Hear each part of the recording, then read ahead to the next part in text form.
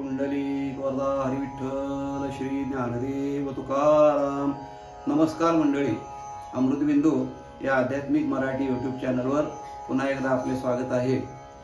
आजच्या चिंतनाचा श्लोक असा आहे: सदा सर्वदा सज्जनाचे नियोगे, क्रिया पालटे भक्तिभावार्थ लागे, क्रियेविन वाचाळता ते निवारी, तुटे वाद संवाद तो हितकारी. श्रीराम. मंडळी, समर्थांनी पुन्हा एकदा या श्लोकामधून झालेलाच विषय पुन्हा आपल्यासमोर परत मांडलेला आहे.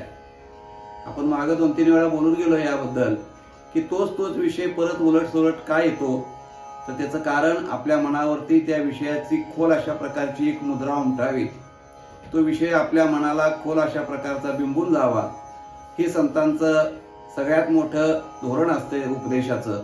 म्हणून तीच गोष्ट परत संत आपल्याला सांगत असतात. तेव्हा या श्लोकामधून समर्थाने आपल्याला हे सांगितलं की बाबा, आपली क्रिया जी पालटायच्या पाहिजे ती क्रिया कशामुळे पालटते.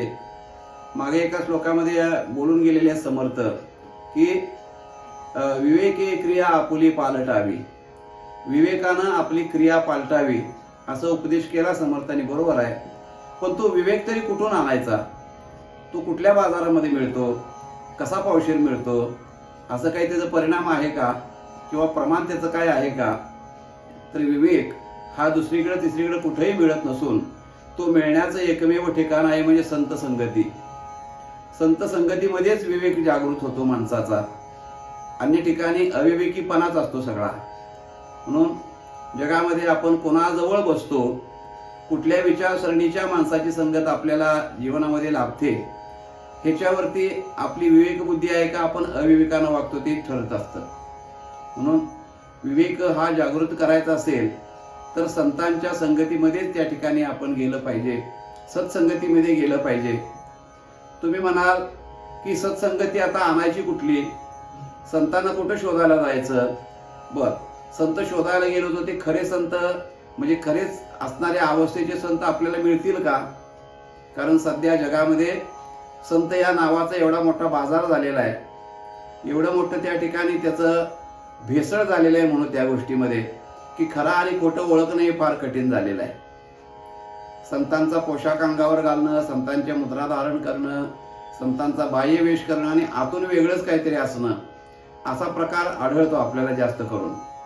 तेव्हा सत्संगतीमध्ये विवेक जागृत झाला पाहिजे. ही जरी बरोबर असलं तरी अशी सत्संगती आणायची कुठून, किंवा त्यांना संतांना शोधायचं कुठं, हा प्रश्न सामान्य माणसासमोर येतो. तेव्हा त्याचं उत्तर असं आहे की संत हे फक्त व्यक्तिरूपामध्ये किंवा देहरूपामध्येच असले पाहिजेत असा इथं अर्थ नाही आहे. सत्संगती याचा अर्थ असा आहे की संत महात्म्याने लिहून ठेवलेली जी वचनं आहेत, त्यांचे जे अभंग आहेत, त्यांचे जे ओव्या आहेत, त्यांचा जो गाथा आहे, ग्रंथ आहेत, ही त्यांची संगत आहे. कारण संत हे अवताराला आले, त्यांचं देहाचं जोपर्यंत कार्य होतं, प्रारब्ध होतं, तोपर्यंत या पृथ्वीवर राहिले. परंतु आता ते निघून गेल्यानंतर मग लोकांना सत्संगती होणार कशी? तर त्याकरता त्या महात्म्याने शब्दद्वारा आपलं अस्तित्व या जगामध्ये कायमचं ठेवलेलं आहे. तुकाराम महाराज असं एका ठिकाणी म्हणतात, शब्द हा उपकार बहु, शब्द हा बहुसार उपकाराची राशी, मनवोनी चालविला मागे येतील त्याशी, मागोनी आली वाट सिद्ध ओळे ती कैशी, तरले तरती गा आणि कही विश्वासी. महाराज म्हणतात की शब्द हे फार मोठं भांडार आहे आणि आपल्यावरती उपकार करणारी ही रास आहे शब्द म्हणजे संतांचे. तेव्हा सत्संगती याचा अर्थ संतांच्या वाङ्मयाचा, संतांच्या अभंगांचा, ग्रंथांचा सहवास नित्य आपल्याला असला पाहिजे.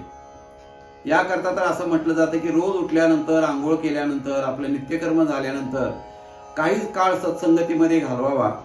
याचा अर्थ गाथा, ज्ञानेश्वरी, दासबोध, मनाचे श्लोक अशा संत वाङ्मयाचं थोडंसं चिंतन आपण रोज करावं की ज्याच्या योगानं सदा महाराज म्हणतात की सज्जनाची संगत जर केली तर त्या ठिकाणी क्रिया पालटते, आपली निश्चित क्रिया पालटते.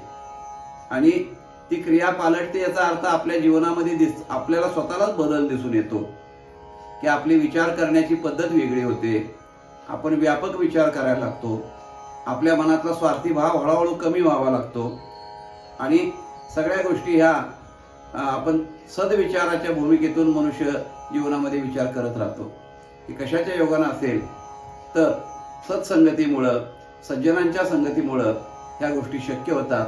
म्हणून सदा सर्वदा सज्जनाचेनी योगे समर्थ म्हणतात काय होतं तर क्रिया पालटे भक्तिभावार्थ लागे।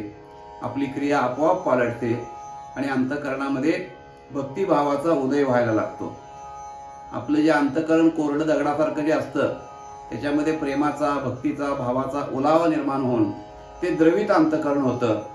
मग आपण भगवंतावरती प्रेम करायला शिकतो, संतांचा आदर करायला शिकतो, आपल्या वाचेमध्ये मधुरता येते, आपल्या वागण्यामध्ये गोडवा येतो आणि हे सगळे सद्गुण एकदा माणसाची क्रिया पालटली म्हणजे पूर्वीची क्रिया पालटून चांगल्या क्रियेमध्ये मनुष्य आला तर हे सगळे दैवी गुण असतात ते त्याच्यामध्ये हळूहळू यायला लागतात आणि मग त्या ठिकाणी भगवंताच्या विषयी असणारा भक्तिभाव तो आपोआप अंतःकरणामध्ये जागृत होऊन त्या ठिकाणी मनुष्य भक्तीच्या मार्गाला आपोआप लागतो, त्याला फार कष्ट करावे लागत नाहीत। याकरता सत्संगती ही सज्जनांची संगती ही अत्यंत महत्त्वाची आहे। म्हणून समर्थ म्हणतात की हे करा। आणि दुसरी गोष्ट समर्थांनी करायला अशी सांगितली की क्रियेवेन वाचाळता ते निवारी। माणसाला खूप बोलायची सवय असते, करायचं थोडं पण बोलायचं जास्त, करायचं आवळ्या एवढं पण बोलायचं भोपळ्या एवढं, अशी माणसाची सवय आहे। म्हणून जे आपल्या हातून होईल तेच माणसानं बोलावं, जे करणं शक्य आहे तेच बोलावं, जे आपल्याकडून शक्य होणार नाही ते जर आपण बोललो आणि विनाकारणच मोठेपणा विनाकारण जर बढाई मारली आणि ती जर गोष्ट आपल्यातून पुढे नाही झाली तर मग लोक आपली फजिती करतात, आपल्याला हिणवतात, आपली समाजामधली पत कमी होते। याकरता मनुष्यानं झाकली मूठ 1.25 लाखाची या भूमिकेत राहावं, म्हणजे बोलूच नाही मोठं मोठं फार, जे आपल्या हातून घडण्यासारखं आहे जे आपण करू शकू तेच बोलावं। त्याला म्हणतात क्रियेवेन वाचाळता ते निवारी। बऱ्याच माणसांना सवय असते मी असं करीन, मी तसं करीन, मी हे करणार आहे, मी ते करणार आहे, करत तर काहीच नाही। त्याला एक मराठीमध्ये जुनी म्हण आहे, माणसं म्हणतात असं की ह्याव करीन त्याव करीन आणि खापरं फोडून द्याव करीन, असं म्हटलं जातं, काहीच त्यांच्या हातून होत नाही। तेव्हा समर्थ म्हणतात अशा माणसाची जगामध्ये किंमत राहत नाही, कुटुंबामध्ये किंमत राहत नाही, कुठंच त्या माणसाला स्थान राहत नाही। म्हणून एकतर कारणाशिवाय बडबडू नये, कारणाशिवाय कुठले बोलू नये आणि जे बोलावं ते आपल्या आवाक्यातलं आपल्याला शक्य असेल ते बोलावं। आता ज्ञानेश्वरी माऊली म्हणतात की अनंत वाचाळ बरळती बरळ, काय उपयोग नाही, ते बरळण्यासारखं असतं, निरर्थक असतं। म्हणून समर्थ म्हणतात क्रियेवेन वाचाळता ते निवारी। आणि जो काही वाद आपण घालत असतो की ज्या वादामुळं मनुष्य एकमेकापासून दुरावतो, तो वाद आपल्यापासून तुटला पाहिजे, म्हणजे आपण वाद सोडून दिला पाहिजे। तुटे वाद संवाद तो हितकारी, वाद तुटला पाहिजे आणि संवाद झाला पाहिजे।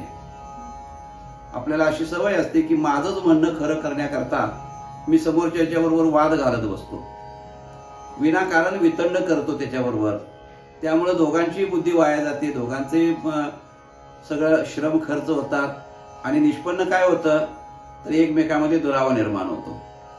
त्यामुळे वाद होतील त्या गोष्टी शक्यतो टाळाव्यात। आणि दुसरी गोष्ट, दोघांच्या मध्ये जर वाद असेल तर तिसऱ्या माणसाने तो दोघांच्या मधला वाद मिटेल कसा असा प्रयत्न करावा। दोघांचा दुरावा झाला असेल तर त्याचा समेट कसा होईल असा प्रयत्न शक्यतो करावा।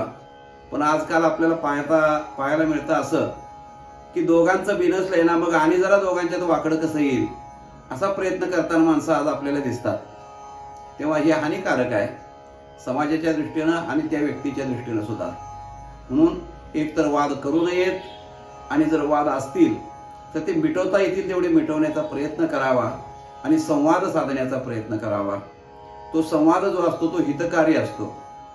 संवादामुळे सगळ्यांचं हित होतं, आपलंही होतं आणि समोरच्याचंही होतं। सगळ्या अवघड असणाऱ्या गोष्टी सोप्या होतात, कठीण वाटणारं असतं ते सहज घडतं। हे सगळं सुखसंवादामुळे घडत असतं। म्हणून मनुष्यानं वाद सोडून द्यावा आणि संवादाचा मार्ग अवलंबावा.